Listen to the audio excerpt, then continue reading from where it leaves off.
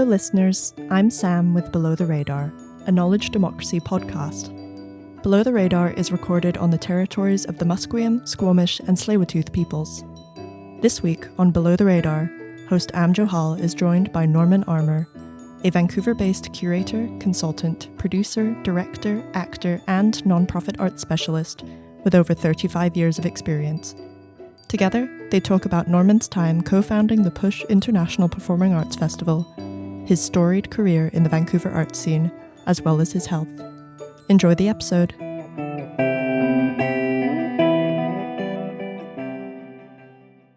Hello, everyone. Welcome to Below the Radar. Delighted that you could join us again. This week, we have a special guest with us, the living legend, Norman Armour.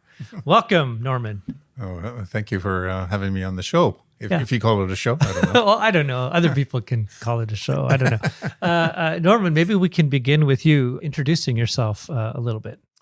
Yes. My name is Norman Armour. I'm an independent curator, consultant, producer, interdisciplinary artist. I'm based out of Vancouver. Been based out of here since, I guess, around 1980 or so, perhaps the late 70s when I went up to work in Whistler. And I've been an instigator, a co-founder of a few institutions in the city that I'm very proud of and that continue today. Those involve Rumble Productions, the Push Festival, and the Post at 750, which is a co-location studio and administrative space on the campus of the CPC buildings in downtown Vancouver. And most recently, I've been working freelance in a variety of different ways. Yeah.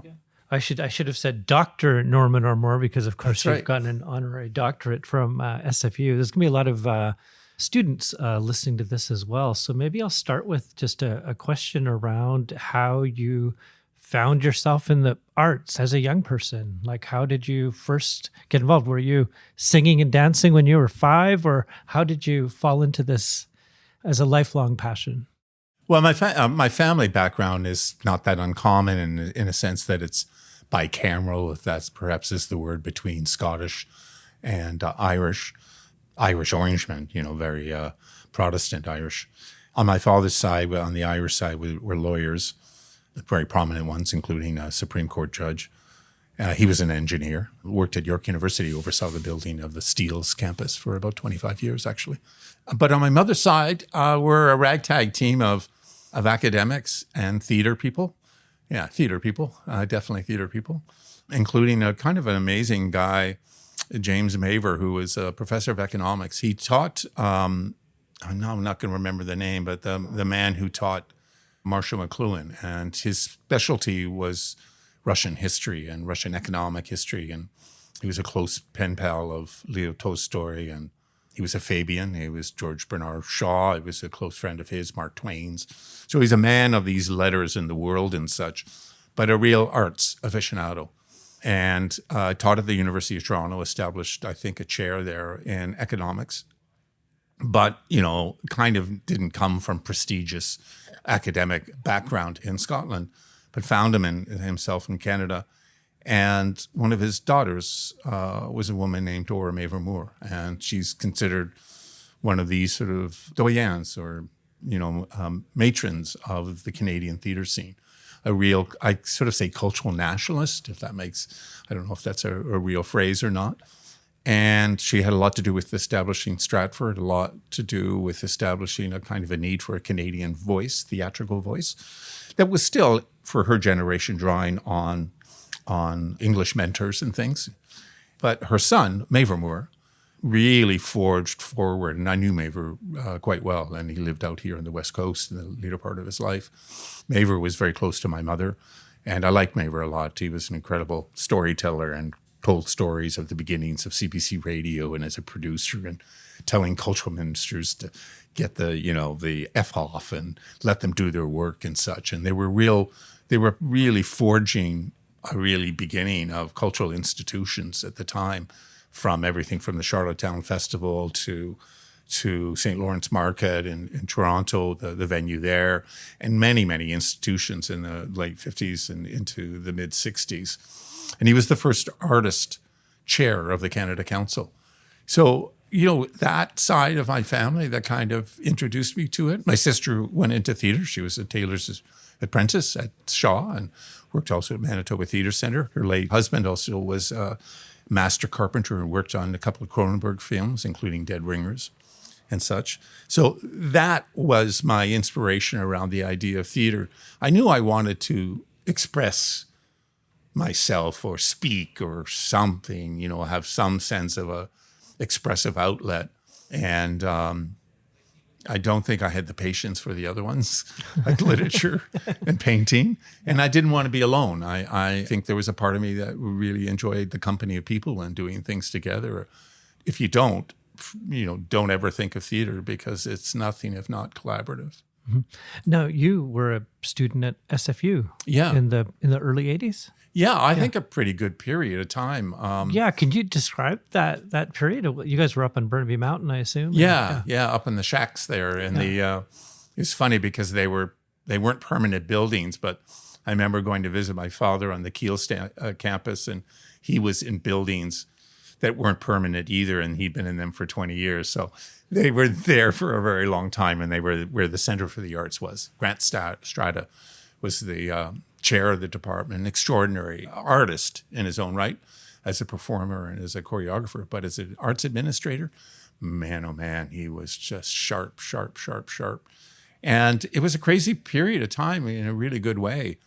There was a really energetic notion around the interdisciplinarity of what that meant, just in a purely social and practical level, in terms of knowing people who were in the film department and knowing people in the visual art department, and being inspired by a music teacher as much as you were inspired, if your core practice was theater, is by your theater artist. There was a real energy there and a kind of camaraderie between people. And a lot of people, SFU, I think, prided itself, rightly so, that it wasn't about turning out people who waited for other people to create situations for you, that you were going to create your own situations, and often you were going to create them with your cohort, with your generation and people that you studied with. So, I think we've heard lots of stories, read things about certain eras in New York or Paris or in Berlin. And this was one, frankly, in Vancouver, Judy Radul, Ken Long, the list is long. It's just extraordinary list. And there was a point at which, there was the general strike, because of the cuts, and the university had suffered a third of its cuts. And the Center for the Arts wasn't protected from that. And they were facing their own cuts. And there was this desire to kind of celebrate ourselves and who we are together and such.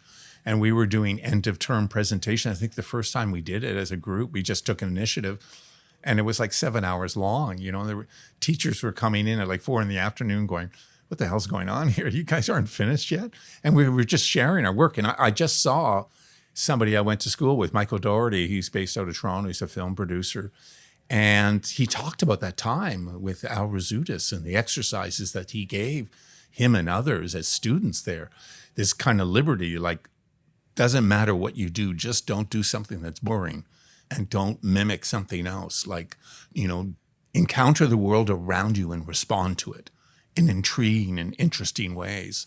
And I also got, I think, another award from SFU, Arts Award. And in both situations, I kind of said, look, my career, what it's turned out to be and where I've worked in the world and what I've believed in and stood for, it all goes to SFU and my mother. But half of it's SFU, half of it's my mother.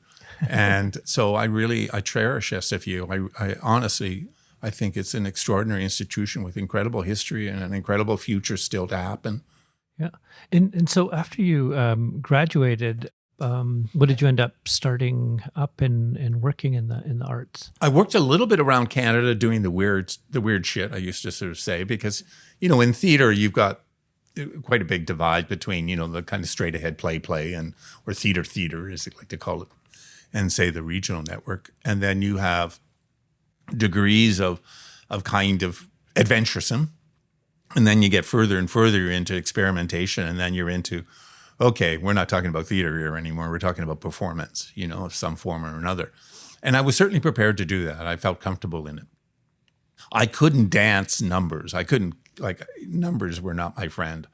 But I could respond to ideas, and I could respond to things, to music and stuff in, I think, intuitive ways that I was taught, how to trust my instincts and how to be in the room and to improvise and such, and to create meaning, to make sense of something, whether it be a question of an art, a melody, or whether it be a question of a story, or a question of movement or space, and site-specific work and such. So I did some things around Canada, around interdisciplinary art, but I also, through a connection from SFU, did Shakespeare in the States. And I did it in Boise, Idaho. I did it at the Idaho Shakespeare Festival, and I had an incredible summertime there. Came back and did another production in the fall, Macbeth.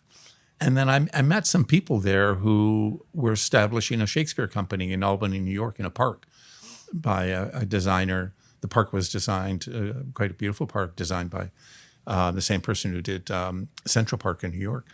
And the Actors Shakespeare Company. And I worked 2 summers there doing Shakespeare. I think I was basically on the budget as, furniture or something like that. But. Now, in terms of, I know that you worked throughout the States and in a bunch of cities as well, and then you also set up and started organizations. So I'm wondering if you can speak a little bit to that, because actually a lot of people in town probably don't know about all this work that you did in the States as well. Well, yeah, very quickly, I worked in Atlanta, Georgia, probably 2 years out of 5 years, over the course of 5 years. I worked at Emory University, which is where Carter used to teach. A very prestigious university, really fine place, and a really strong theater program. And an interesting theater program in that it was a combination of professionals and non-professionals. And they produced a lot and developed plays and brought in, world-renowned playwrights to do sort of a retrospective or focus on their work. But it was this combination of professionals and non-professionals that was, to me, really, really dynamic. And so I taught there a bit, and I performed there a bit.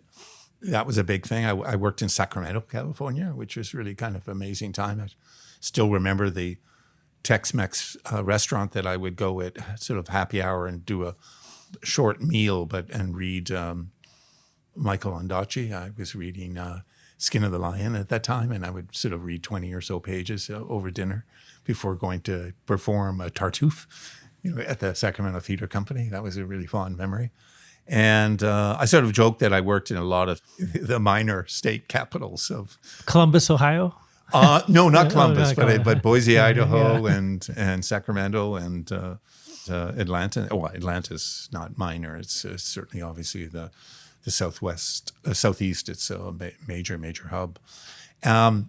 And then your other question was around just what brought you back to Vancouver in terms of starting new organizations, right? Yeah, it's funny. I think it still happens today, and maybe happens quicker. But I can't imagine that anybody coming out of Simon Fraser University or Studio 58 or UBC, Capilano, Langara Studio 58, who doesn't immediately go, do I stay here?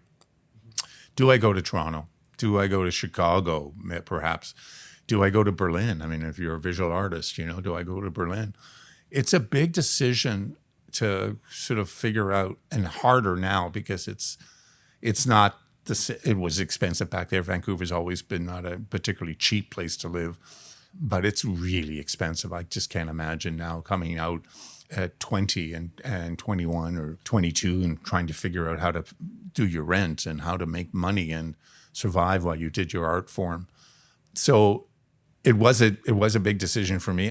It was funny. The way I describe it is that there was a bunch of us, for whatever reason, who decided to stay and just slowly or maybe abruptly kind of went, no, I'm going to stick here. I'm going to stick it out here. There's something interesting here. For me, I liked, having come from Toronto, which, career is with a capital C. I liked here that, I don't know what the words are to say. It's not that aspirations were less or smaller, but maybe more modest. And it just brought you down to focus on relationships and people and how you could work together, how you could share resources, what you had more in common than what you had in competition with each other. And over time, I thought, whatever, I'm going to stick here. I drove taxi for a lot of years. I drove taxi for 12 years for Blacktop. And so I had a source of income. They liked me a lot. And so I got my cabs when I needed my cabs and could pay my rent in a couple of days and stuff like that. So that wasn't difficult. And you were making good money on taxis that time. This is, late 80s. And then it became, okay, well, am I really a journeyman actor?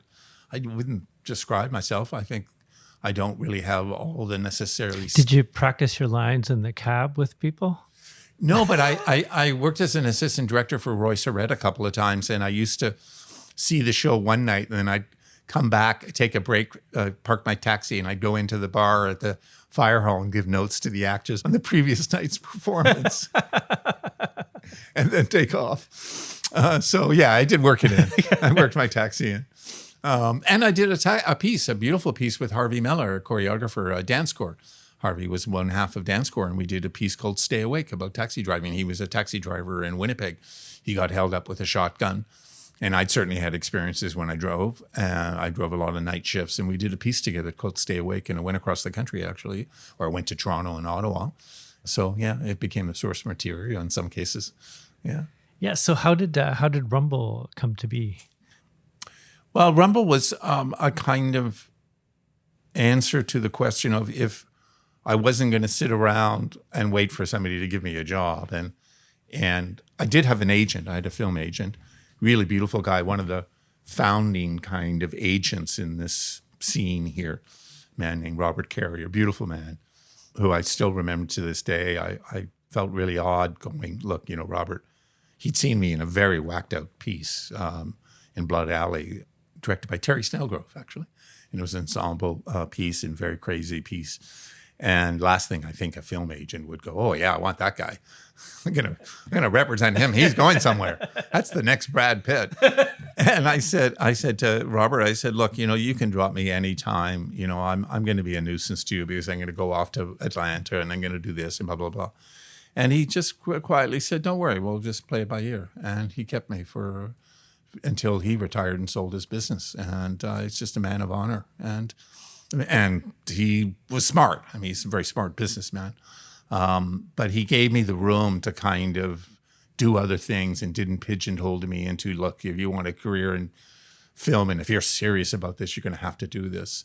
And I really adored him for that. So, but on the other side, I could audition for things, and I was doing that to a certain degree. I got a gig here and there with Touchstone and other things.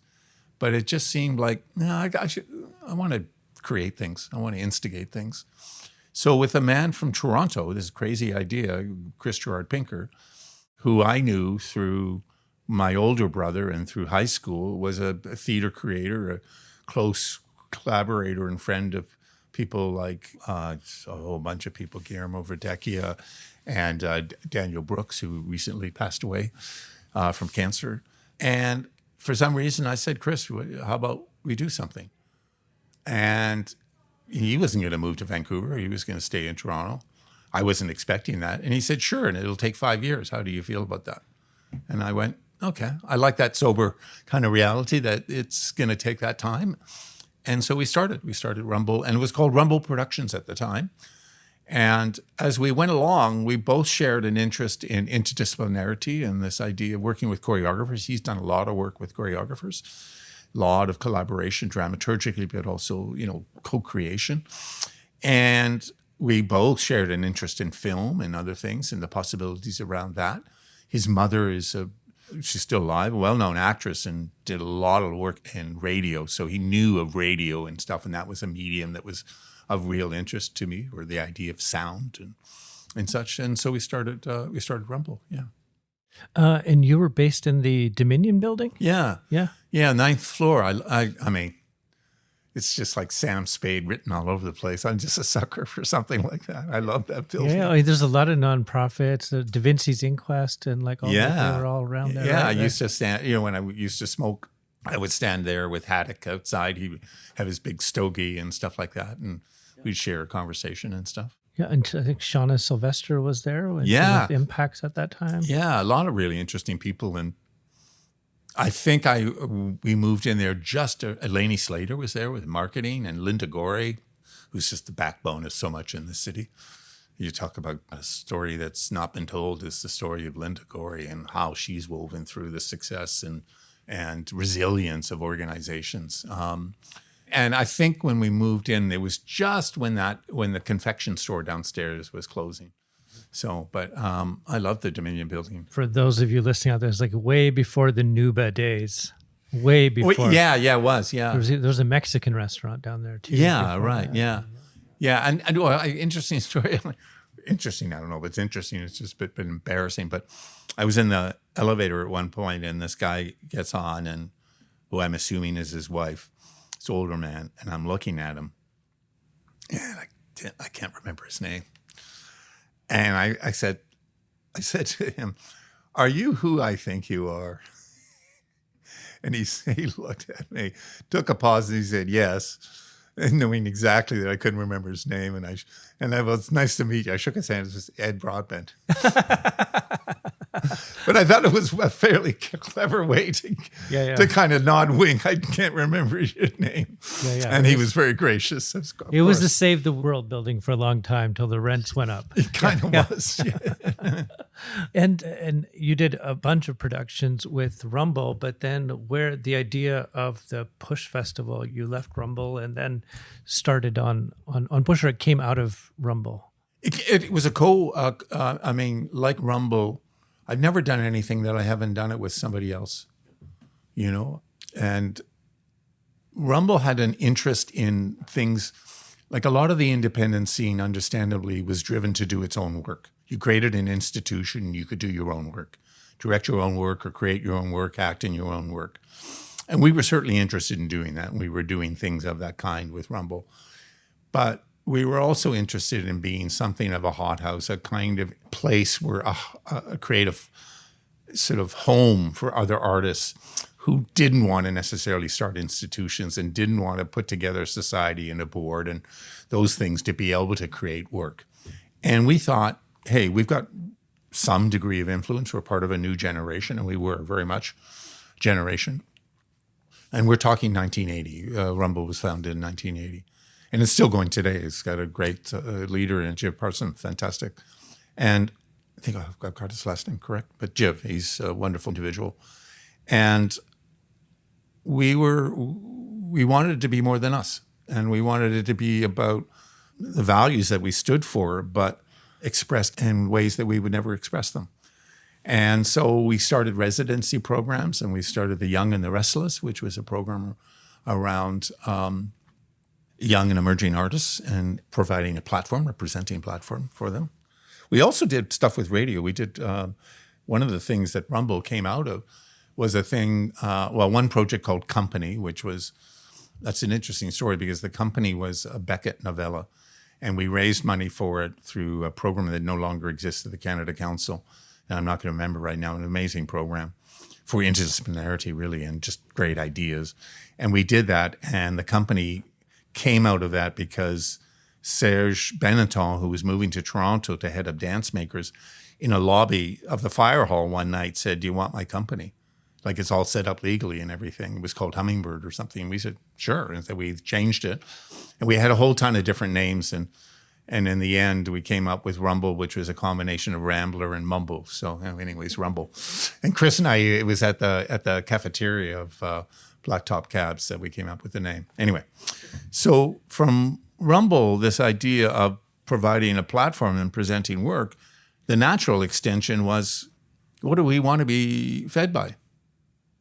Who in Toronto or in Halifax or in maybe ultimately Berlin, but who elsewhere in the country do we want to invite in to say, hey, show us what you're doing? Can we show you what we're doing? Maybe we've got some connections here. Vancouver's at that time, and maybe it does now. I've lived a certain life and such, so I can't speak for, again, somebody coming out of, or having been out of university for 2 or 3 years, what their experience of Vancouver is. But back then it was isolated. We weren't in the media. Forget it. Ontario, I grew up in Ontario. I know how it thinks of itself as the center of the universe. And the Globe and Mail, last thing they were going to do was cover something in Vancouver, and certainly anything on anything emerging or whatever. So we had to take it into our own hands to establish our own identity and our relationships with the rest of the country. And who shared that too was Katrina Dunn with Touchstone Theatre. And we talked to each other about doing a production. It was a revival of a Glenn Gould production, Necessary Angel, I think it was. Yeah, Necessary Angel. Pretty legendary production. Ridiculous manager at the time who just said, it just was stupid in negotiations. And we said, forget it. We dropped it. And then we kind of went, well, what do we do now? And I was possibly going to do something with a cult, but they weren't really connected or interested. And then Touchstone might do something with it where they were resident, the cults, but the cults didn't because they were doing something else. Anyway, and we turned back to ourselves and said, what do we do here? And I had done some presentation previously, Gillian Kiley with a really beautiful Under Wraps, extraordinary production with like 20 people on stage, all underneath a white sheet and 2 people not. The storytelling told that way. And Katrina and I talked about a festival and talked about a game, what it would take to do it. And are you interested? Because it's going to be a long haul. And we both seemed interested. And there was a festival in Calgary, One Yellow Rabbit's High Performance Legendary Festival. That certainly was an inspiration. But equally was a festival in Toronto called 6 Stages. 6 works, not all solo works. A couple were solo, but 6 works from around the world. And that was the festival. It wasn't 20 shows. And it was a fantastic festival. And it showed us the scale. Size is not everything. It's the quality and the depth of the thing that you present that creates people's perception of scale and depth. And we basically went to them and said, could we get that one? Could we get that one? Can we get that one? And we presented Reed Broussard with Jimmy. We presented William Yang, who we presented again, photographer, storyteller, with a piece called Shadows, beautiful artist, still a friend today. And we presented One Yellow Rabbit with a piece called Dream Machine, which is about the Dream Machine, William Burroughs and the Canadian, his colleague, poet, and the Dream Machine that they created. And I remember the way I describe it is we did Jimmy. It's just a remarkable piece of work. And we were like, if you're presenting theater or dance, let's say music too, a perfect size house, somebody asked me, what's a perfect size house in the independent scene? I said, well, if it seats 100, 110 is perfect. Just a sense of demand and craziness and will I get a seat? And it was crazy for Jimmy. Like the word spread within 2 days. And it was just ridiculous. We were at Studio 16 and we were selling out and more than that. And one night there was a talk back and we said, stay around if you wish, talk back. Usually you're lucky if you get a third of the audience to stay for a talk back. And it took her 20 minutes to get out of makeup and microphone and everything. It was a real tour de force performance. And she came in, she sat down, and not a single person in the room had left. And I went to Katrina, I just said, we knew it was needed, now we know it's wanted.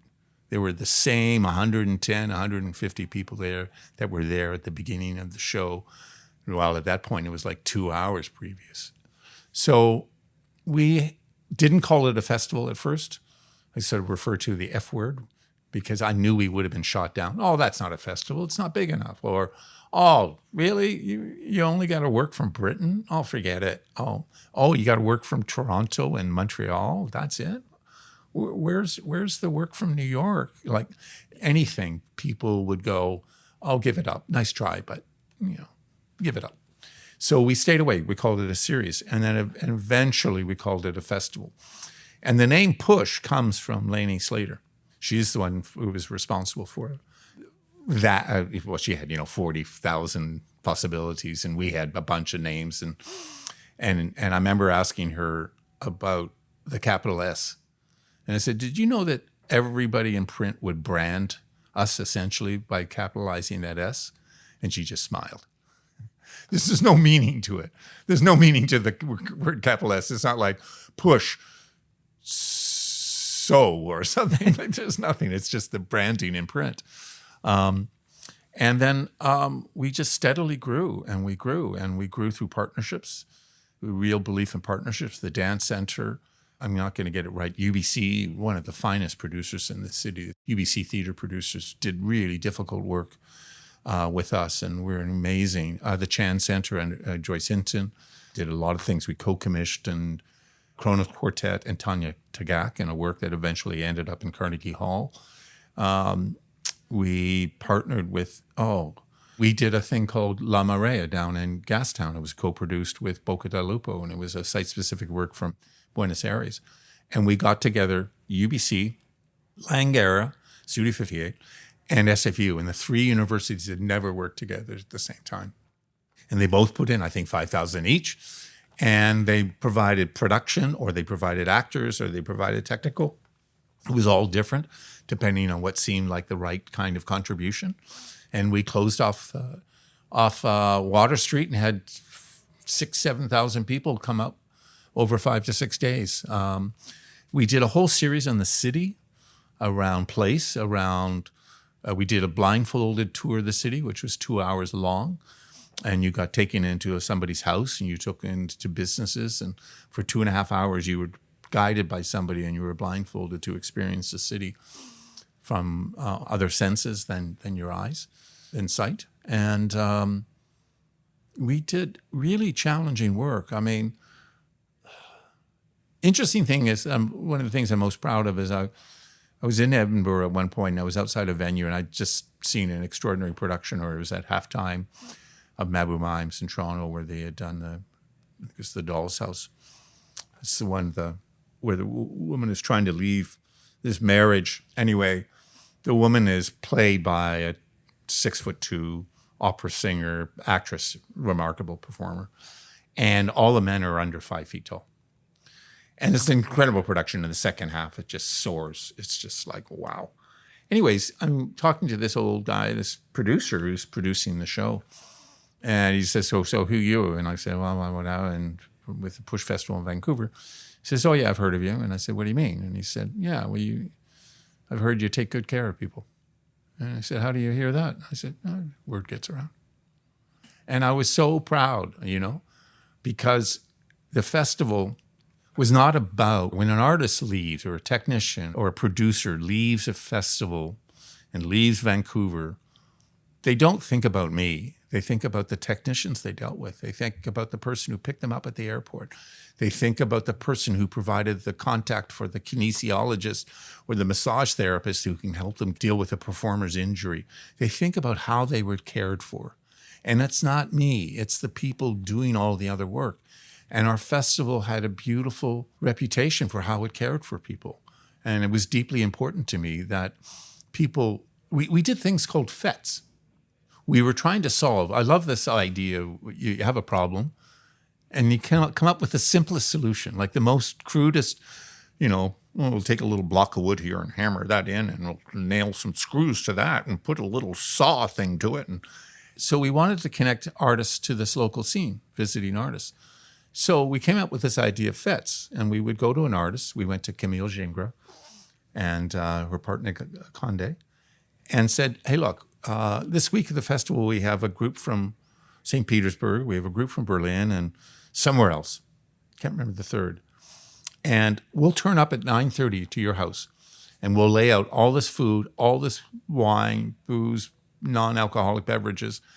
And at whatever time you tell us, we'll come back and we'll swoop it up, and you will not have done a single thing.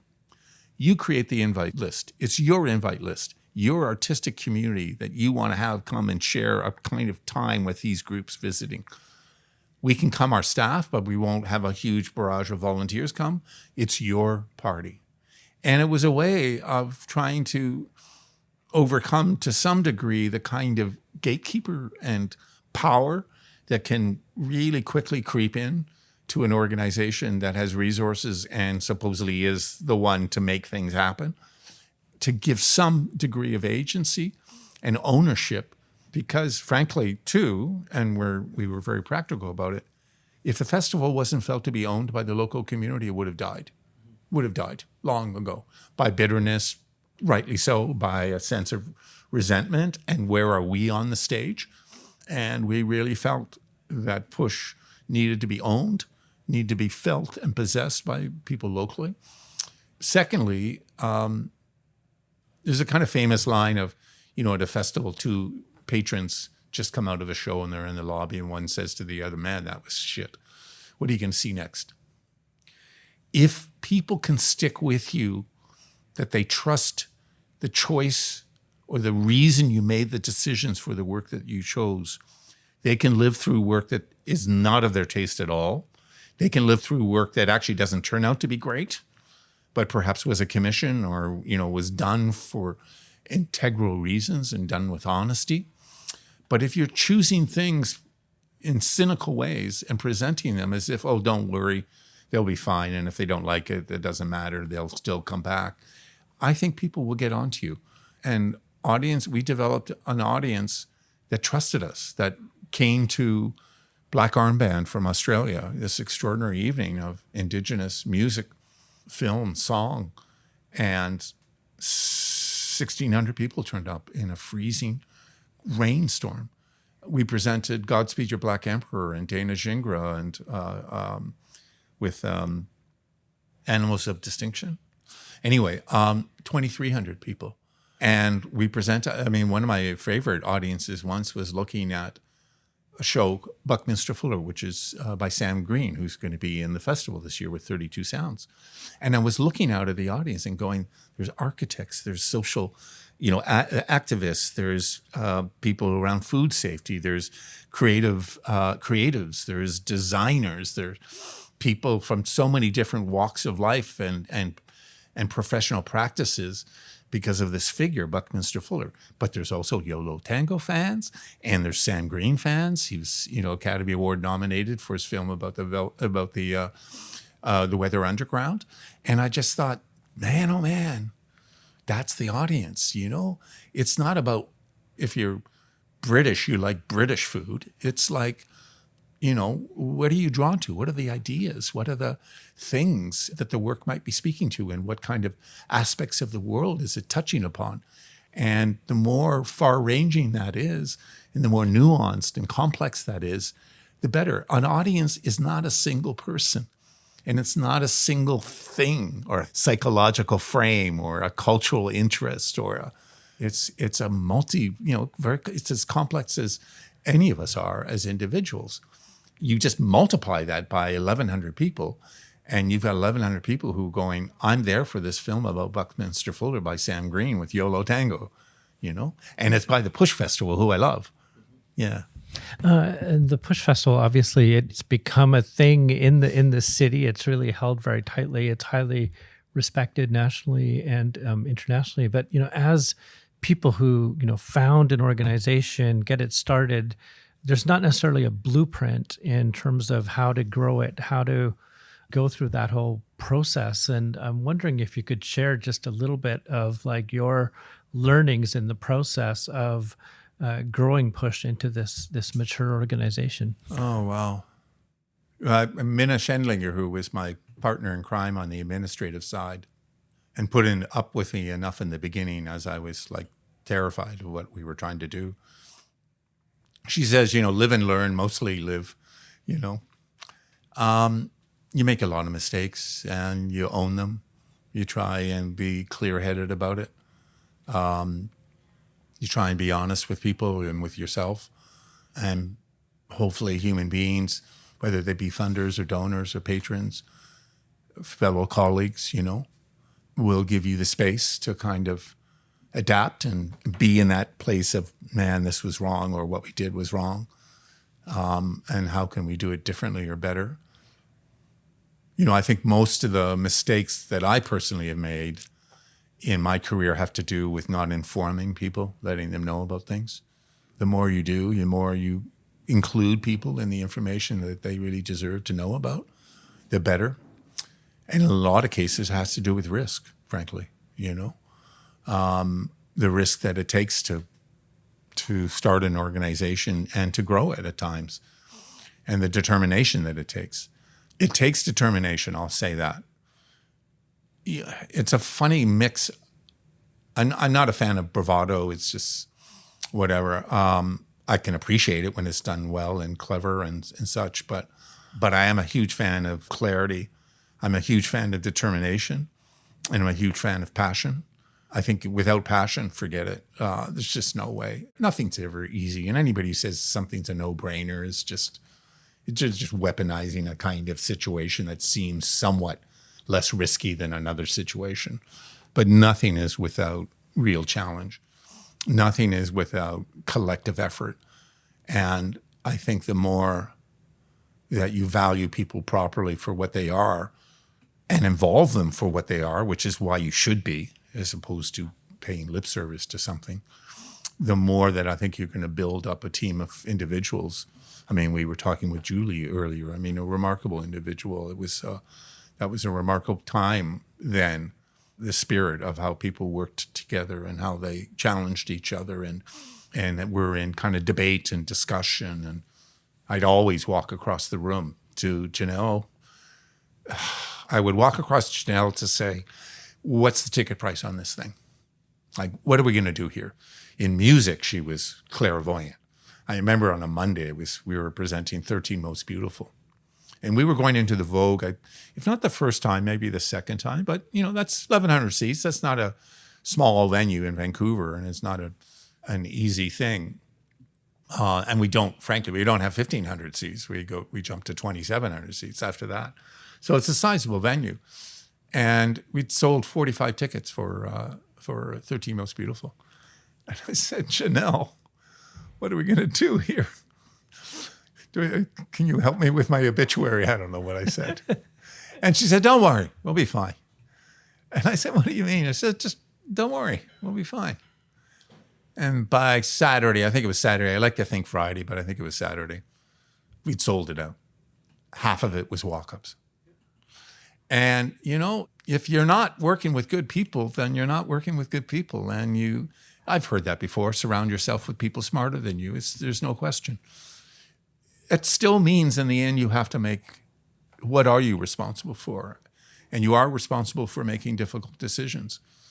And I made a difficult one time about growth where I felt, this was going to be too hard on the team. And I paid a price for it out in the sector is I canceled my participation, or the Push Festival's participation in a presentation. And there's still half of me that goes, Bonnie could have dealt with it in the marketing. And then the other half that goes, no, screw that. You did it for the right reason. You were trying to you were caring for how much the load is. You're putting on this individual. Bonnie's an extraordinary marketer, and she's really beautiful. She works out at MOA now, head of communications out there. And so in a way, I don't regret it. I did it for the right reasons. And I think I'm not going to get into leadership speak, and there are people who are much more articulate around this stuff and studied about it. But I think that's part of it is making hard decisions and people seeing you make hard decisions. Because if you're not making them I remember struggling with what is morality and what is ethics. And I looked up and found definitions that were satisfying to me for what I was trying to figure out. And it kind of talked about morality is between good and evil, and ethics is between two goods. And if you're not willing to kind of stick your head into the fire of two goods, or it's not a fire, it's something else, then why be in that position? Because you have to, and you have to show people that you're willing to make those hard decisions. That also means that you actually are a good listener, and that you hear people's concerns, you hear people's, because if you have to go a certain path where some individuals are not fully on board, they should have the right to know that you listened, that they had their day in court. And I figure, of 10 people, you have an idea and you say something, 2 people are going to disagree totally and will never care. 2 people are going to disagree, but they understand the reasoning behind it and they respect it. And then the other 6 are going to agree and agree for the reasoning. Who are you talking to? The 2 who will never agree to you? Or are you talking to the 2 who disagree, you could learn something from, and the 2 who are on your side? So growth, you can't just, this whole risk adverse, I think the risk thing is so badly stated and articulated at times. It's kind of used in ways to sort of say, you're risk adverse. or come on, take the risk, go for the risk, as if it's some kind of form of bravado. And I'm not downplaying that. There are definitely risks at play, but it's calculated. It's talked about and thought through. And the key is not to isolate yourself. And because, to be honest, also, everybody shares in when those failures don't happen. Oh, guys, okay, everybody, how do we do this differently the next time? Rather than, oh, sorry, guys, I was wrong to force everybody to do this extra thing. And we did big things and growth things. We believed in what we were doing, and we were confident in what we were doing. I think if we really thought of what it was going to take to shut down Gastown and what it took for Kenji Maeda to go to all of those businesses, I think there were 12 of them, and get them to agree to every night them having a performance in their space or outside their space on the street and everything, we would have given up long ago. So in discussion with a fairly significant project with an organization that I'm doing some curating with, and it's big, it's huge. But the last thing I want is to be shut down because of the cost of it. It's like, that's just, come on, let's first find out if there's a reason to do this. And if we think there's a reason, maybe somebody else does. And if they think there is, maybe somebody else does. And if we keep going at this, we're going to find enough people who think it is, we're going to get the resources actually to do this. That's not to be stupid about things, but it's just way too easy to say, no, it's not possible. It's not possible. Give up now, So it is a tricky sort of dance with that question of when you do let something go and when you persist. Because, again, I'll just say it, nothing happens easy. And you have to persist. You have to be a kind person about it and be respectful and everything, but fight for what you're doing and with the value of what you're doing and the resources necessary for it. Yeah. Does that make sense? Yeah, totally. Norman, I wanted to talk a little bit about health stuff. Oh, sure. But first, let's start with the heart attack. I mean, it was written about in the Globe and Mail and everything. But it happened at an intermission at the Push Festival. Yes. Do you mind sharing a little bit about it? Of course, my colleague Michael Boucher saved your life. Yeah. We were presenting Mary Margaret O'Hara the first time she had been presented in Vancouver.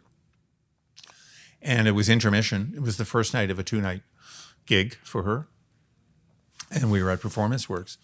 And Michael, who had come in early, as a good presenter would, to find a good seat, he said, oh, well, maybe we'll sit with you. And so Michael and his wife, Tish, who sat with me and some other people, Sherry Johnson and others.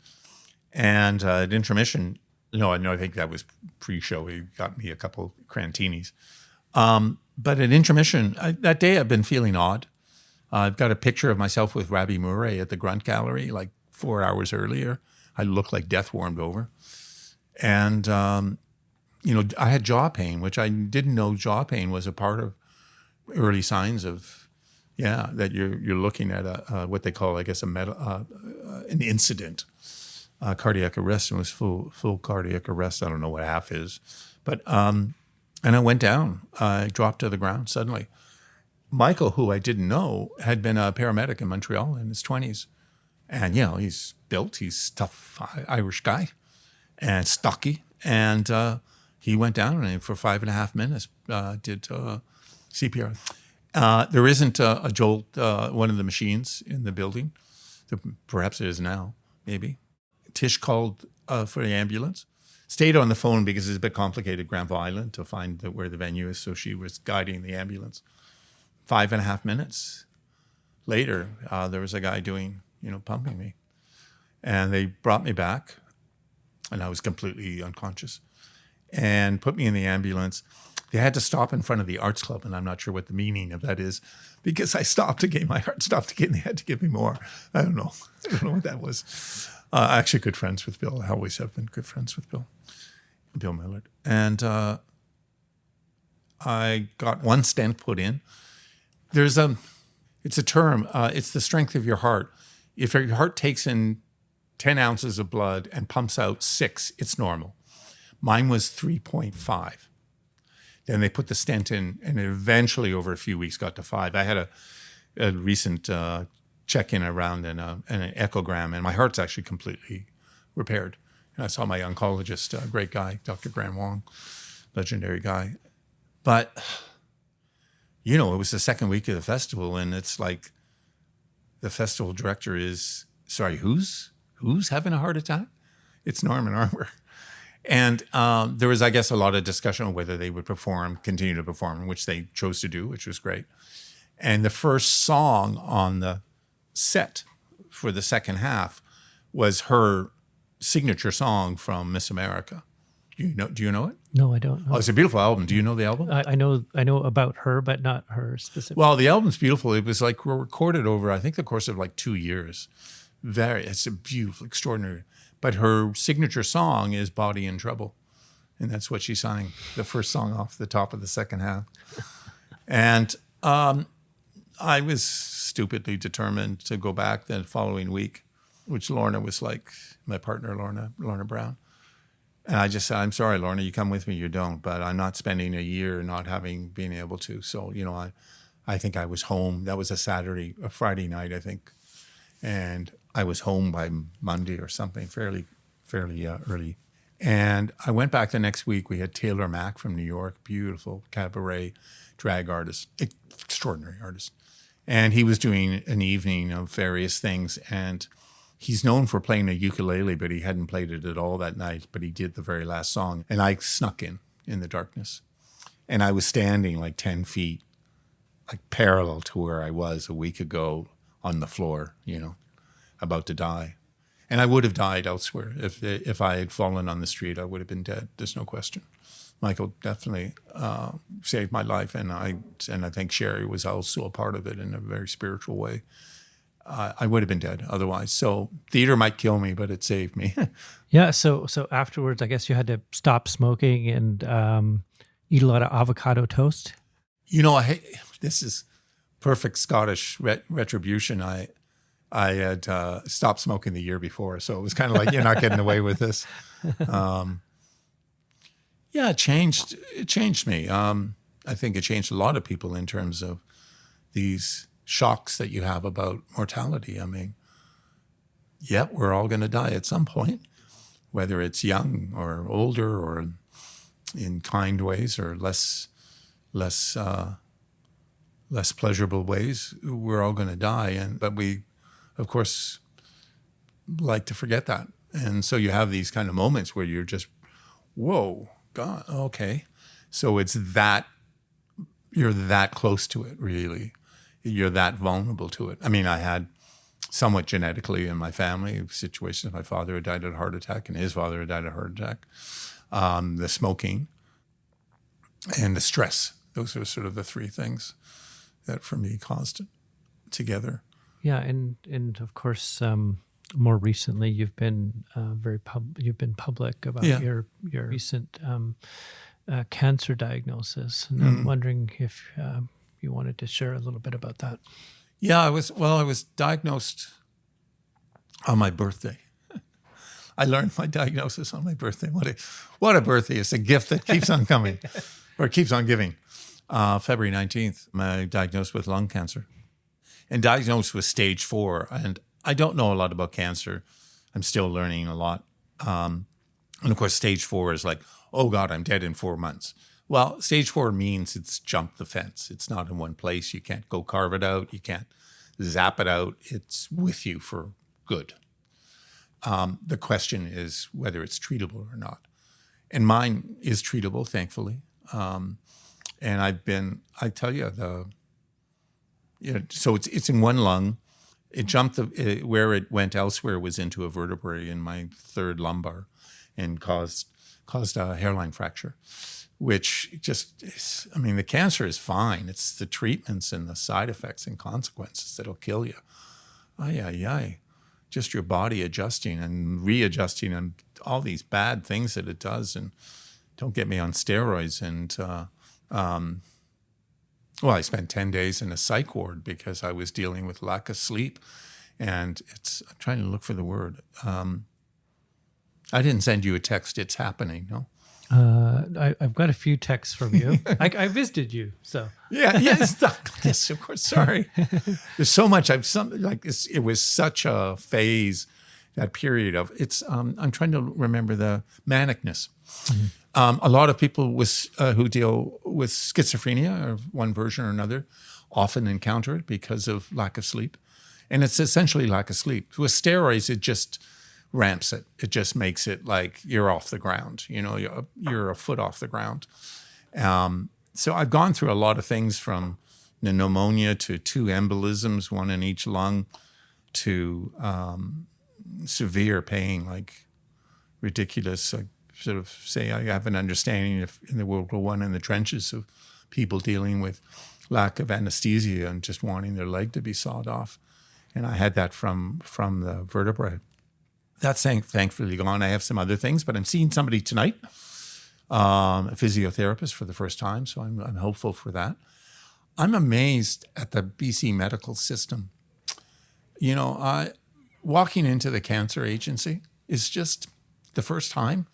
I had this experience that everybody's walking as slow as me. And it was just suddenly whoosh. And suddenly I was in this space with all of this community of individuals who were either dealing with cancer themselves or their loved ones. Everybody, the technicians, the receptionists, the nurses, the nurse practitioners, the doctors. Like, there has not been one person that I've ever felt mistreated by. I don't know. They can't all get together every morning and go, okay, how are we going to be today? But they do, somehow. And there is just this vibe and this care that is absolutely extraordinary. That kind of, I don't know how it feeds me, but it certainly makes me feel so much less alone with something which is terrifying. The response to when I was in the psych ward was I got assigned a psychiatrist, an extraordinary psychiatrist, Dr. Richford, Carol Richford, I think is her full name. And she had this point. I like to tell this story. And the stuff I tell, I just figure, why keep secret around? I mean, it's not an ideology for me. And if it's not something you want to speak about, your health, I completely appreciate. For me, I'm fine. And for me, it actually makes me feel, like I say, less alone. And my first session with her, with Lorna and I, she said at one point, she looked at me and she said, if you think I have somebody outside the room ready to take you away, you're wrong. And I froze. And it was like the back of my brain was going, how the effing did you know that that's what's at the bottom of where my fear is? And I told her later, I said, when you said that, it was just a massive sort of click of trust. And she said, well, it was a risk for me to do that, but I was afraid you were going to walk up and walk out at that moment. And she's a remarkable individual, beautiful individual. And you know what? Steroids can do very strange things to you. They're amazing painkillers, but they're so dangerous. They're really like evil things. It's addictive and misleading and everything. And for me, one of the problems is it jacked me up. So I was like 100 times what I was, or 1,000 times. So if somebody said, sorry, Norman, what are you saying? I just go more intense. Pretty good biceps too. And she at times in that session would hear me. She'd ask a question like, do you have bipolar in your family? Examples. And I would give 10-minute portraits of my family members. And she would turn to Lorna and go, is he always like this in normal life? Is he like this? And she'd go, yeah. And you go, okay. And she did it about 4 or 5 times. And I just went, you're so smart. You're so in the room here. And again, I've been astounded by the sense of humor, the care, the attention, the charm of the system. It's overworked, overloaded in terms of HR and everything. It's that center, that place carries such a huge responsibility, the cancer agency. But yeah. Yeah, I know you've continued to work and you do lots of consulting for organizations, as our friend Suresh Rao refers to you, the paramedic for the arts. That's very kind. You have to have a heart attack to get that name, Yes. right? And there's a lot of issues. You've spent so long advocating to arts funders, be it the BC Arts Council, the Canada Council, and others, in terms of being a really loud, prominent, sector-wide voice in terms of funding and other areas that need to happen to allow organizations and artists to thrive and all of that. And I'm wondering, your thoughts on, a lifetime of advocacy for this sector beyond the things that you were working on. You're continuing to do this work now. Yeah, my work is less public now, because my name for the first time in 30 years was after I left Push in 2000 and whatever. So 5 years ago, I went to work for the Australia Arts Council, helped them with strategy with North America and their Australian arts sector. So I've had my name attached to an institution that was public facing for 30 years. And now I've been working independently. I worked with the Indian Summer, with Suresh and others there, and helped with the leadership transition, something I found extremely rewarding. And the thoughtfulness, you were there on the board at the time. Full disclosure, I was on the board. Yeah. Beautiful leader. You're a remarkable leader. And so, and there's been huge generational change in the last few years and huge cultural change and much more to come. So I find myself in an odd situation. I'm white, cis male, 64 years old. I think I still have things to bring to the table and thinking about things and to talk things through. I think my values are solid. I'm not in the thick of some of the debates that are happening, in terms of people who are firmly entrenched in organizations that are very public, whether they be, producing organizations or policy advocate or funding organizations and such. So I'm selective of where I think I can bring value and such. I'm also at liberty now, at 64. I paid off my mortgage last year. I didn't think I could ever spell the word, let alone pay it off. But 15 years later, I did. And I have a beautiful partner, Lorna Brown. I wouldn't be alive, now if it wasn't for her. There's no doubt in my mind. So I feel, I come from a place of feeling extremely fortunate. I suppose privileged in a lot of ways, but I also fought very hard to get where I got to in my career and consistently, I think, learned from my mistakes and collaborated and learned from others and was curious about that and think as much about what I can give as what I can get out of anything. In fact, don't want to be in any room that I'm not really honestly actually or meaningfully actually being able to contribute and stuff. So it's more selective. I'm doing some projects. I'm co-editing a book with Michael Bay Yamamoto of Theatre Replacement called Vancouver Theatrics, 30 Years of Restless Experimentation. And it's about 30 years of Vancouver scene, written by Vancouver artists that we're commissioning essays from. And because there's no recorded history, really, of the Vancouver independent scene. And if there is, it's reviews or profiles. It's done by journalists, but not by artists. And artists who have been influenced by that work and by those conditions and by those particular productions and incidents and such. So that came out of COVID, and we're now sort of moving into like confirmed writers and things like that. It's a really exciting project, scary one. But I think we're going to do a great job with it, I think. And the people are going to do a great job with it. We have a really remarkable collection of individuals working on it. Again, a collaborative project. And then I approached at some point VIF, Kyle Fostner, who I'd met briefly, and I approached somehow and just sort of said, would you, I'd seen they'd done live film and something live element, mostly music, I think, but not always. And I, for some reason, I just thought, I've been a big fan of VIF for years. I joke it's been a childhood dream, which of course it can't be because I grew up in Toronto, but it is. I think it's an extraordinary institution, and I always admired the audience. I was like, to everybody at Push, I went, that's our audience. That's who we want. That's the type of people we want. And I said, would you be at all interested in somebody helping you with your live program? And by chance, the person had internally who had been working on it with Kyle off the sort of side of his desk, had left, and Kyle said, sure. So kind of helped to develop a definition of what a guest curator might be and what the scope of work is. And we're some modest beginning this year, but a couple of really public-facing things, 32 sounds from Sam Green, and then a work called Machine Folklore. It's 2 collectives from Taipei who are, in the past I would have said the next generation, but they are the generation. Like, they were in full momentum. And so a contribution of artists who are also very deep into VR and other kinds of things. But it's a film and music, a digital music thing. So doing that, but then also introducing an idea around a kind of program, and we're not calling it a program yet because we don't deserve to call it that yet, but we're calling it the individuals participating residents who are outside of the television, the film world, but who have an interest in the idea of image. Mm-hmm.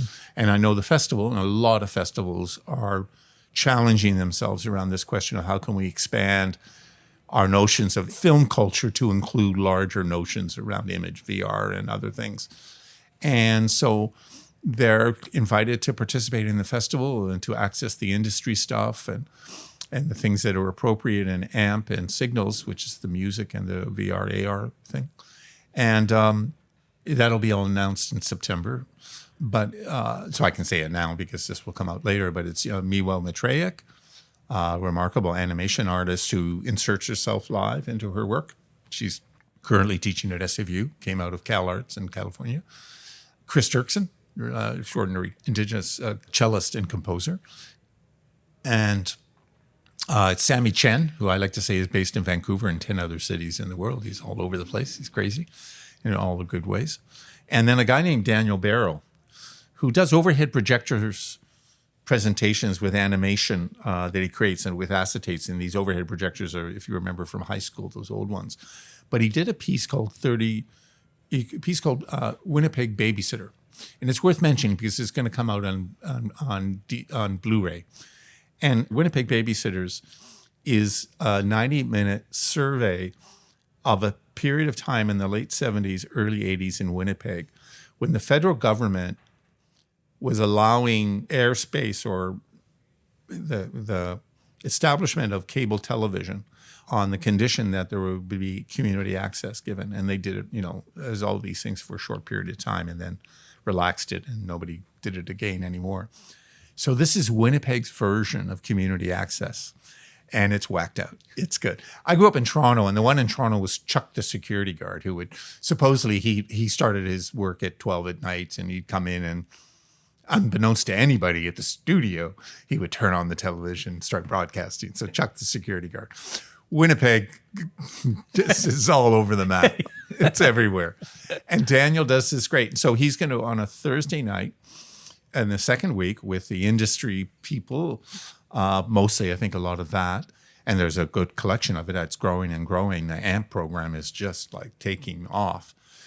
Signals is gathering more and more steam and is going to sort of say, here's the beginning of radio. Like, here's the beginning of television. Here's the beginning of cable television. And this is what it looked like. This is the Wild Wild West. And of course, they all have an idea of, Winnipeg with Guy Madden and maybe Neil Young or others and stuff like that. Yeah. Yeah. Great. Anything you'd like to add, Norman? I think I've probably babbled on enough. I said more than enough. I hope this is in the vein or the stream of what you like to have. Yeah, well, great to speak with you, Norman. You are the living legend in the arts, and so great to have you with us, sharing some of these stories, particularly for students who are going to be able to listen to this as they come out of school and think about where they're going to be making their work and experimenting inside of festivals and other places. So thank you. Oh, it's my pleasure, man. My pleasure. Below the Radar is a knowledge democracy podcast created by SFU's Van City Office of Community Engagement. Thanks for listening to our episode with Norman Armour. Head to the show notes to read up on some of the resources mentioned in this episode, or for a further dive into all the artists and organizations mentioned, check out the episode's audio transcript which is available, as with all of our episodes, on our website. Don't forget to subscribe to Below the Radar on your podcast listening app of choice. Thanks for tuning in, and we'll catch you next time on Below the Radar.